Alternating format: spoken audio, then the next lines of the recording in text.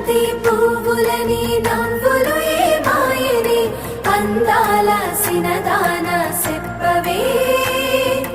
ఆ వెన్నెల తోడుగని వెలుగులు ఎటుపోయని సుగుణాల సుందరి చూపించవే నువ్వు చూపిన ప్రేమ అది ఎడారిలో తేమ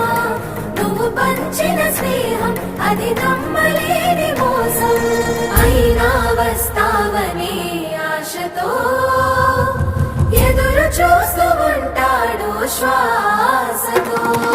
ప్రియమైన ప్రియురాలికి ప్రేమతో రాసిన